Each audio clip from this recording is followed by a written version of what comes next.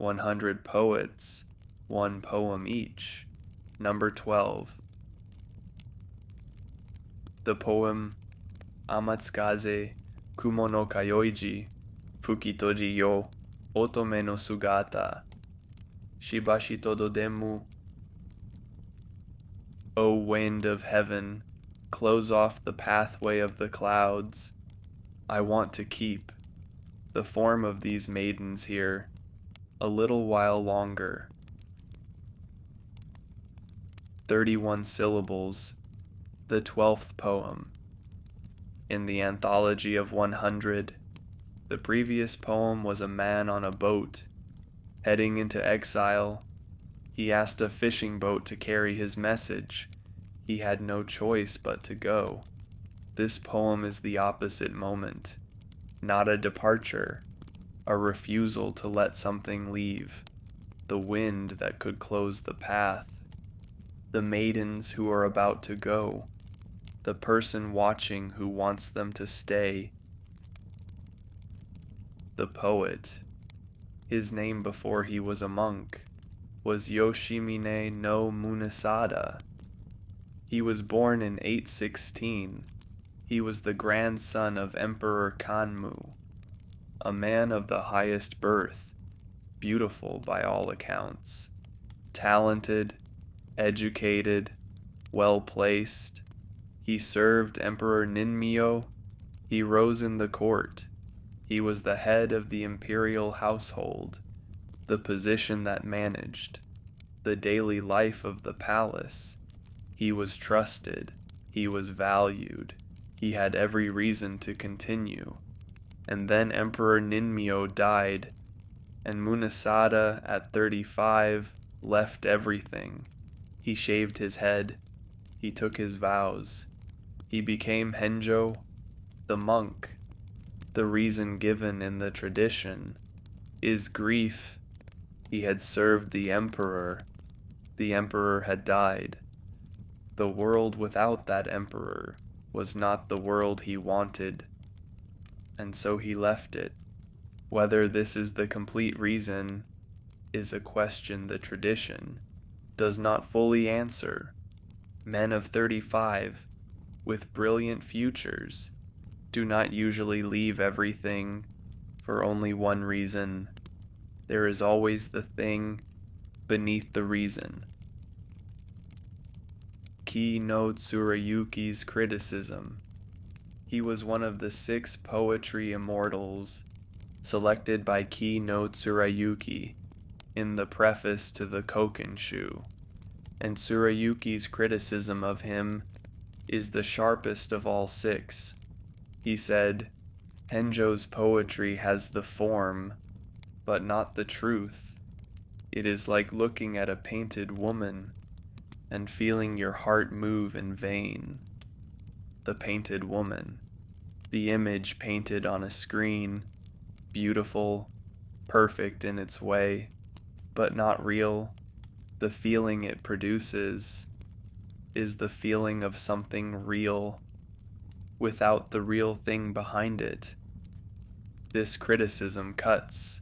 Tsurayuki was saying that Henjo's poetry was technically beautiful, but emotionally hollow, that he had mastered the surface without the depth beneath. The criticism has been debated for centuries. Some scholars agree. Some think Tsurayuki was wrong. Some think the painted woman is not a criticism, but a description. The poetry is so beautiful. It produces real emotion, even though the emotion has no real object, which is what great poetry does. The 5-day dance. The poem was written at the Gosechi. The 5-day dance. The ceremony performed in November at the Great Harvest Festival. The Gosechi was a ceremony in which beautiful young women from noble families were selected to perform. They danced in the full ceremony of the court, in the costumes that the court required. before the emperor and the assembled court. They were called the dance maidens, otome, but in the poetry of the tradition and in the thinking of the ceremony itself, they were more than dance maidens. They were celestial maidens, tenyo, the women who descend from heaven, who come to the earth for a time, who dance, and then return to the clouds, through the pathway in the sky. The origin of this ceremony is traced to Emperor Tenmu, who went to Yoshino, and in Yoshino a celestial maiden descended and danced to his music, and returned to the clouds. The Gosechi ceremony was the reenactment of that moment. The dance maidens were the celestial maidens. The palace was heaven. The performance was the descent. And when the ceremony ended, the maidens returned to their homes, which was, in the poetic understanding, the same as returning to the clouds. The poem's request. He was watching the dance. The ceremony was ending. The maidens were about to leave. The celestial beings were about to return. He asked the wind of heaven to close the pathway of the clouds, to block the route by which the celestial beings returned, to keep them here a little longer. This is an extraordinary thing to ask. The wind of heaven is not something you ask favors of. The pathway of the clouds is not something a person controls. The request is impossible, but the request is the poem. The impossibility is the point. He knows the wind cannot answer. He knows the path cannot be closed. He asks anyway, because asking is what is left when the thing you want is about to leave, and you cannot stop it. Shibashi tododemmu, just a little while. Shibashi, the word for a brief time, not forever, not permanently, just a little while longer. This is important. He is not asking for the impossible. He is asking for the brief extension. One more moment, a little more time, before the thing that is going finally goes.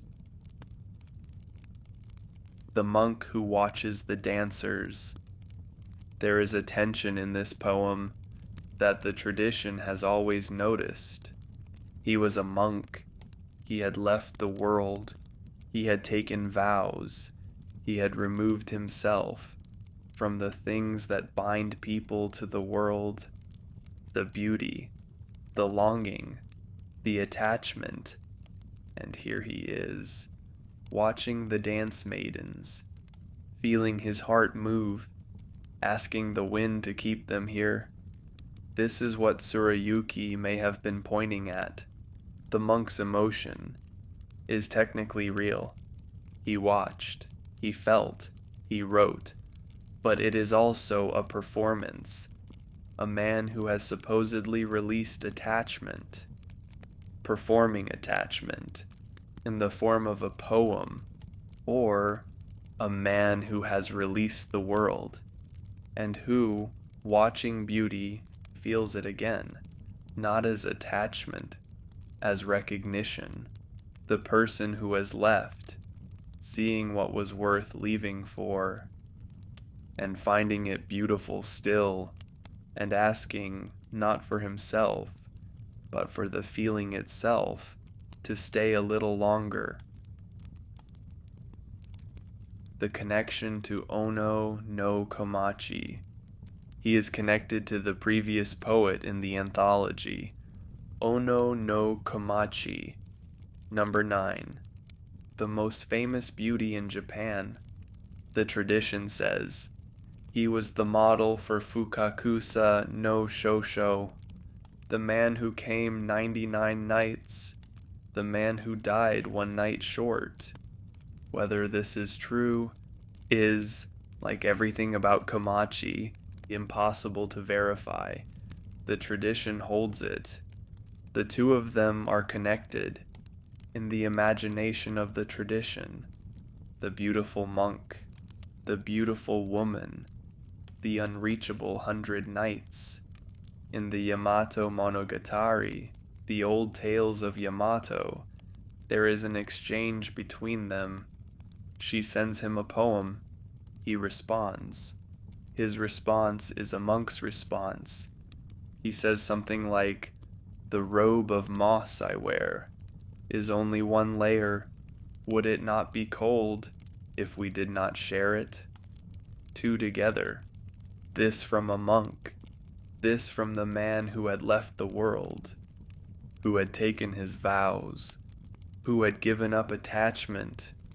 The tradition finds this amusing and also true to the person, a man who watched the dancers and asked the wind to keep them here, who wrote to a woman he had no right to write to, who was, beneath the monk's robes, still the man who had felt things and had not entirely stopped feeling them by becoming a monk. The wind does not listen. The ceremony ended. The dance maidens left. The pathway of the clouds did not close. The wind did not stop. Everything that was going to leave left. The poem remained, as poems remain when the moment is over, the record of what was felt in the moment before the leaving, the shibashi that was not granted, preserved in 31 syllables, so that the moment could last, in the form of language, even after the maidens returned to the clouds. Amatsukaze, kumo no kayoiji, fukitoji, otome no sugata, shibashi tododemmu, the wind of heaven, the pathway of the clouds, the maidens, just a little while longer. The wind did not listen, the poem did.